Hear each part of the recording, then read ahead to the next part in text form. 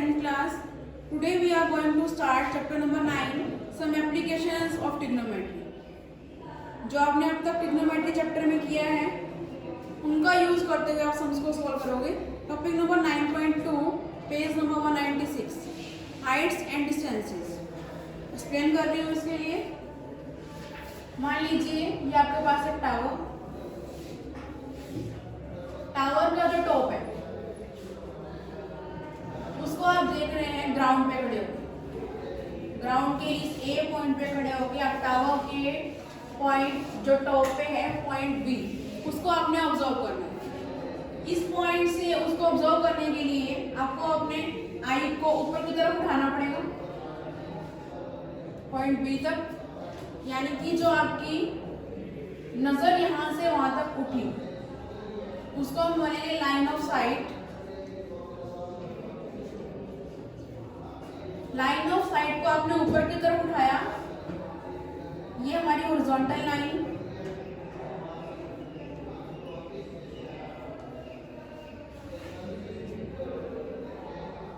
Horizontal line के साथ जो लाइन ऑफ साइट आपका एंगल बना रही है उस एंगल को हम बोलते हैं एंगल ऑफ एलिवेशन.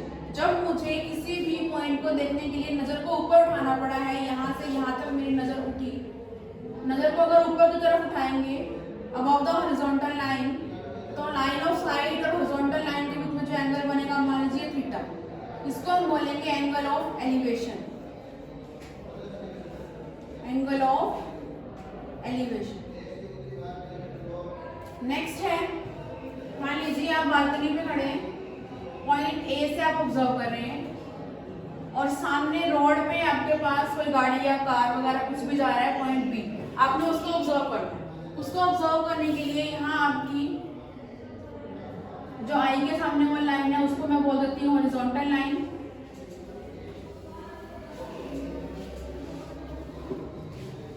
अब आप पॉइंट ए से पॉइंट बी कोई गाड़ी जो क्रॉस कर रही है उसको आप देखने के लिए अपनी नजर को नीचे की तरफ लाएंगे.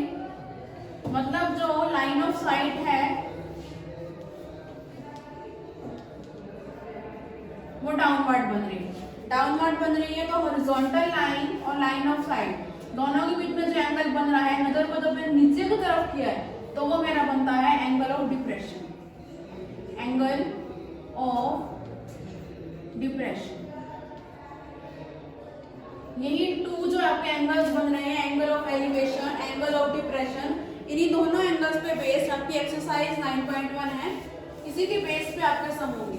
इसके बाद हम देखते हैं एग्जांपल नंबर 1 ऑफ एक्सरसाइज 9.1.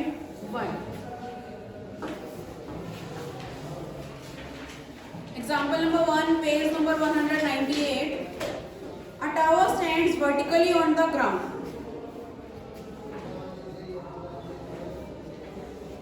मान लीजिए ग्राउंड में एक टावर है, stands vertically on the ground. ये हमारे पास टावर गिवन है.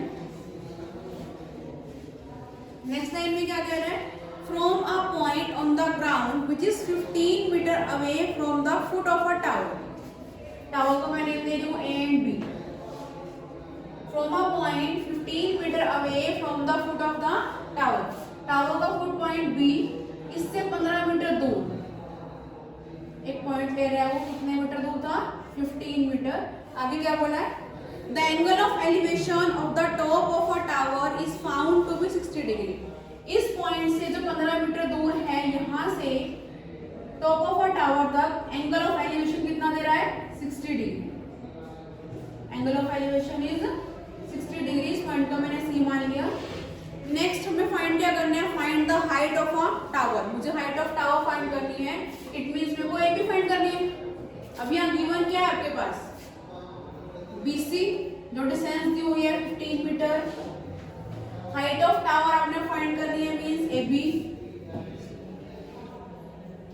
हाइट ऑफ टावर AB आपने फाइंड करनी है.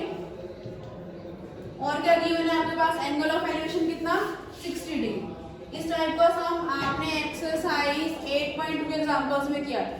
कोई आपको एक साइड गिवन थी और एंगल गिवन था, आपने सामने वाली साइड निकाली.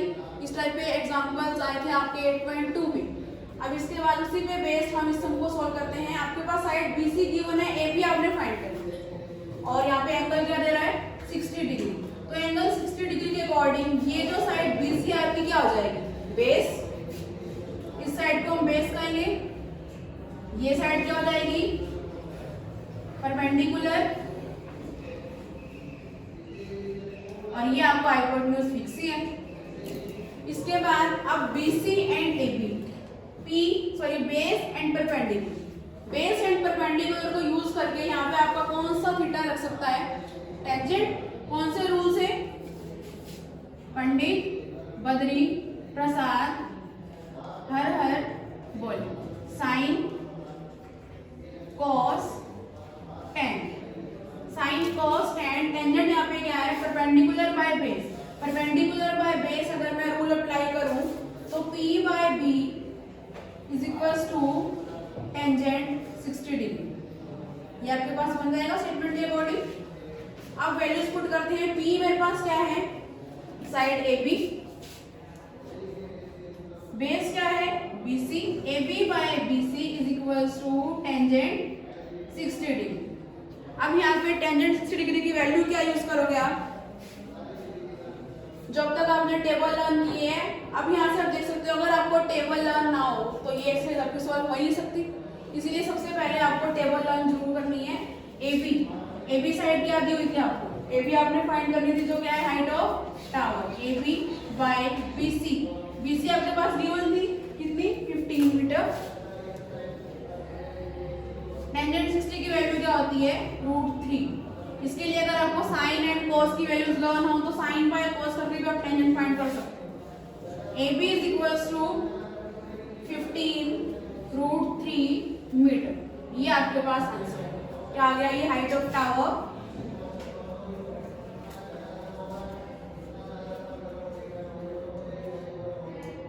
√3 मीटर। बाई चांस अगर आपको √3 की वैल्यू पुट करने के लिए कह दिया 1.732 तो आप उस वैल्यू को पुट करके दोनों की मल्टीप्लाई करके इसको आगे सॉल्व भी कर सकते हैं। नेक्स्ट एग्जांपल नंबर 3 देखते हैं हम। An observer 1.5 metre toll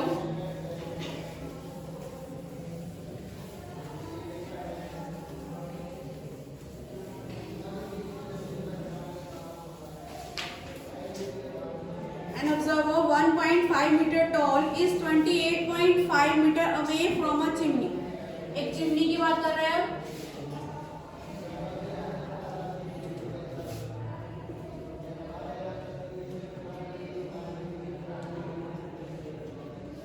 chimney से कितनी दूर है ऑब्जर्वर 28.5 मीटर। चिमनी से 28.5 मीटर ऑब्जर्वर दूर है। मान लीजिए मेरा ऑब्जर्वर यहाँ खड़ा है। ऑब्जर्वर की हाइट भी दी हुई थी 1.5 मीटर टॉल। यहाँ से मैंने ले लिया ये 1.5 मीटर टॉल ऑब्जर्वर है।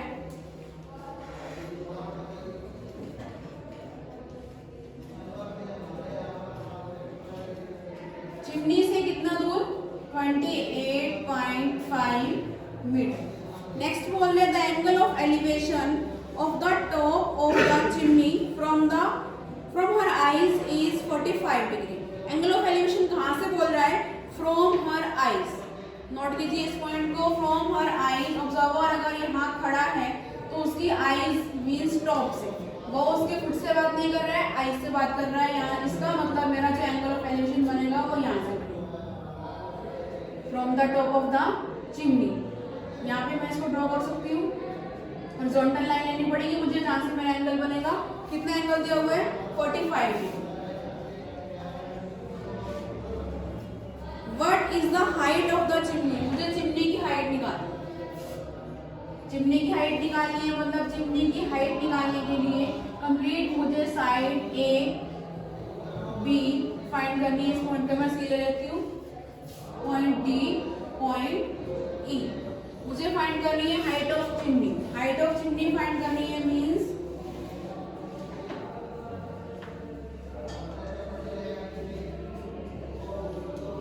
Line A B complete find करनी है। लाइन ए बी को मैं लिख सकती हूँ BC प्लस सी ए।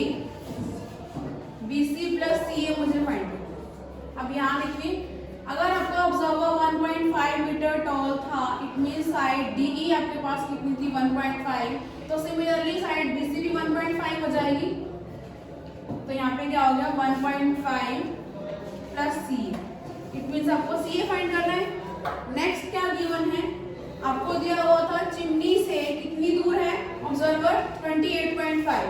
ये अगर ये साइड BD मेरे पास 28.5 है तो सिमिलरली साइड CE भी क्या हो जाएगी 28.5। ये साइड भी मेरी पास इतनी हो गई। अब आपको गिवन है साइड EC, अगर आप AC साइड फाइंड कर लो तो आपके पास क्या आ जाएगी AC प्लस BC से पूरी हाइट ऑफ चिमनी आ जाएगी। तो फर्स्ट क्या फाइंड करना है हमें यहाँ पे